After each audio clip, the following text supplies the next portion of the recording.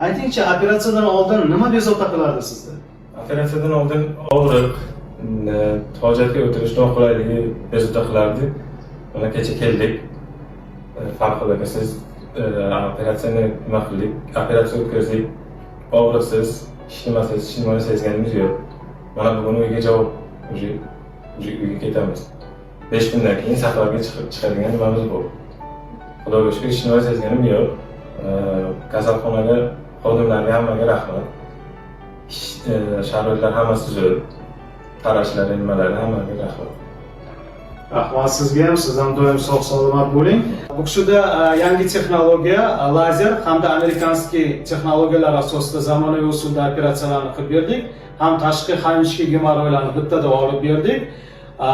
Buni afzalligi shundaki, operatsiyadan keyin og'riqlar bo'lmaydi, jarohat bo'lmaydi, qonsiz operatsiya usuli hamda operatsiyadan keyin bitish jarayoni juda tez bo'ladi va kelajakda chandiqlar bo'lmaydi. Sizga kattakon rahmat.